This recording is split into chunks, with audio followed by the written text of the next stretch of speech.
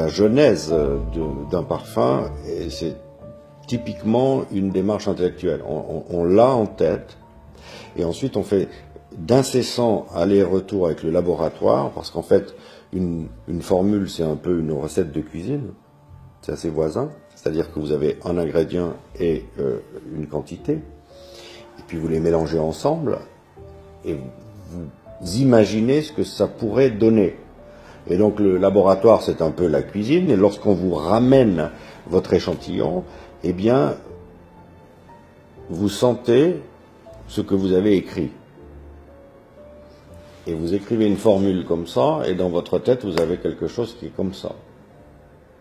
Et il faut un nombre d'allers-retours avec le laboratoire qui parfois est énorme pour que la forme que vous avez en tête soit celle que vous avez physiquement dans le flacon. Et parfois c'est frustrant, parce que vous n'arrivez pas à exprimer cette vision ou cette forme dans la subtilité ou avec, je dirais, la sensibilité que vous souhaitez.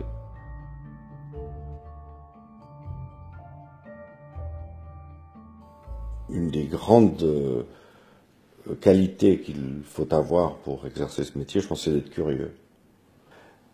Parce qu'en fait, vous créez un imaginaire autour d'une situation et ensuite vous essayez de la traduire en parfum. Un écrivain utilisera des mots pour raconter des histoires. Moi, mes mots, ce sont des odeurs. Il n'empêche que je dois faire des phrases, des chapitres, des paragraphes, des chapitres pour raconter mon histoire.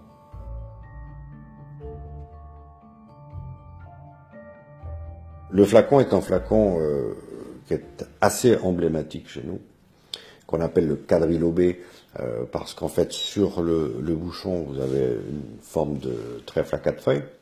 Et ce flacon a été créé pour nous en 1908 pour un parfum qui s'appelle Rue de la Paix. Et c'est un flacon qui est sobre. Donc pour le château de Versailles, ce flacon est quand même très habillé, décoré élégamment, avec un bijou, j'appelle ça moi. Et ensuite, les dames de table qui excellent pour le baudruchage et l'habillage final des flacons. Donc le fil de soie est coupé et ensuite il est peigné et ensuite il est égalisé pour en faire une petite barbiche comme ça.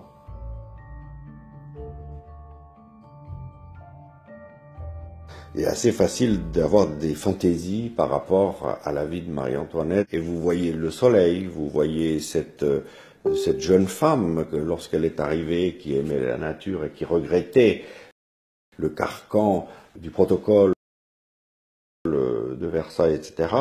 Et j'ai essayé de créer une composition qui s'échappe de ça. C'est pour ça qu'il y a un espèce de vent qui vient du galbanum, qui est une note très verte et très végétale, qui donne la réponse au jasmin. Et je pense que dans les parfums, d'après moi, réussis, c'est qu'il y a un mouvement et qu'il y ait un contraste entre deux matières qui donne ce mouvement à l'intérieur. Et ce côté végétal et vert, qui était son échappée à elle, avec cette fleur solaire qui peut paraître entêtante, donne ce mouvement et crée ce contraste et ce dynamisme. J'ai voulu que ce soit un parfum Guerlain, après tout, il n'est pas innocent. Mais il s'exprime avec des notes de muguet, de fleurs qui sont beaucoup plus innocentes, parce que je pensais que la reine, lorsqu'elle est arrivée, et ensuite elle l'a démontré par son attitude, est toujours une jeune fille fraîche.